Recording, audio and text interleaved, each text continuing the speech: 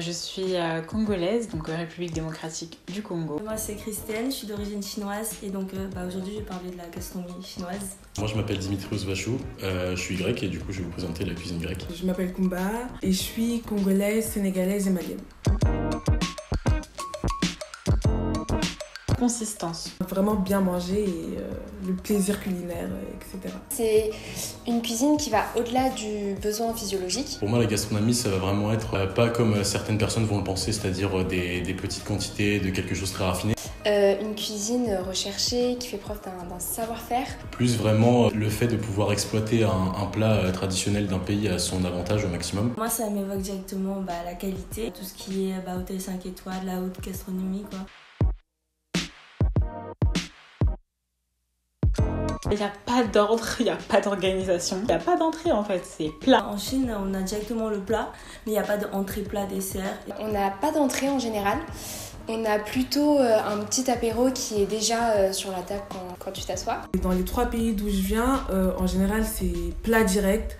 Et c'est vraiment rare les desserts parce que les plats ils sont tellement copieux qu'il n'y a vraiment pas de place pour manger une entrée ou même l'apéro et tout, etc. On n'a pas vraiment cette idée de entrée, plat, dessert. On va amener tout ce qui va être entrée, apéritif, tout ce qu'on veut, plat sur la table. Ensuite on passe au plat. C'est pas servi dans l'assiette. En fait c'est servi dans des grands plats et on partage tous entre nous. Tout ce qui est assaisonnement, c'est assez sucré, on met beaucoup de sucre dans les plats et après l'aliment est sûrement salé, du coup ouais ça va, c'est apprécié en Chine. Très très mélangé, surtout les beignets, donc qu'on appelle mikaté, ça se mange avec des brochettes, ça se mange avec du poisson. C'est très rare que je rencontre un plat sucré salé, je saurais même pas en dire un là tout de suite. C'est vachement rare.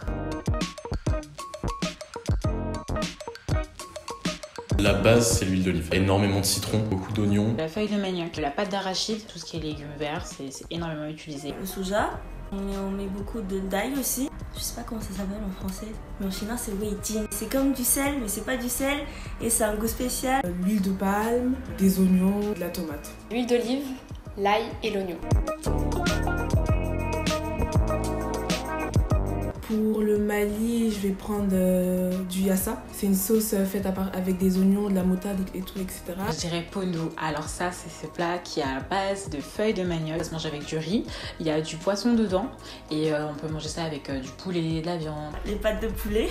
Alors c'est super bon, c'est très moche mais c'est super bon. La morue.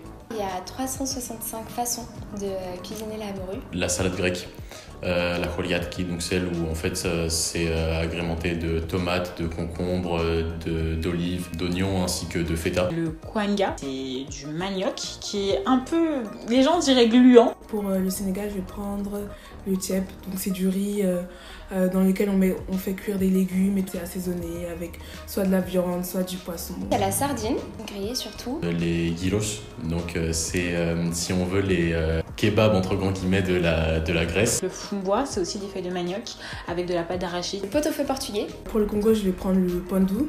Il y a le riz cantonné, même si c'est cantonné mais en Chine on consomme beaucoup. Galactobulco. C'est un dessert vraiment très gras sucré. C'est fait à base de semoule fine. Ça baigne dans un sirop dans le fond. Et les baozi, c'est des beignets à la viande, tout blanc et c'est super bon. Et en ça on mange plus au petit-déj. On va dire le tiep. Je sais pas, quand tu manges ça, t'as le ventre rempli et tout. Le pondou, encore une fois. Les dolmades, c'est des feuilles de vigne farcies. On les trouve plus farcies avec du riz. On l'agrémente avec une sauce qui est faite donc à base du jus en fait que ça va recracher, du citron et de la maïzena. Moi j'aime beaucoup les pâtes de poulet. En fait c'est fait avec de la vapeur et il y a beaucoup de sauce dedans. Et en fait c'est super bon, c'est pas de la viande, c'est plus de la peau, mais c'est super bon. Les migesh, en fait, c'est un mélange de chou vert qui est coupé en tout petits morceaux avec du pain de maïs, un petit peu rassis, émietté, mélangés avec des petits haricots. Les mikate, donc c'est des beignets congolais. Sucré, bel et béni. Le kormo chocolata, c'est si on veut faire simple, une sorte de bûche, une sorte de ganache au chocolat avec plein de biscottes à l'intérieur qui est mis au congélateur. Ça s'appelle bolo de bolacha. En fait, c'est un gâteau à base de bolacha merli, par traduction les biscuits de Maria. Ce gâteau, on peut l'assimiler au tiramisu qu'on connaît quand même pas mal en France. C'est fait à base donc des petits gâteaux portugais trempés dans du café et avec une base de crème chantilly. Les boules de coco, c'est sucré et pas très sucré en même temps et c'est plutôt sympa. Ouais. Le poulet braisé, il fait pas mal de choses typiques de la nourriture congolaise. Le mavromatis, c'est vraiment là pour le coup de la cuisine gastronomique.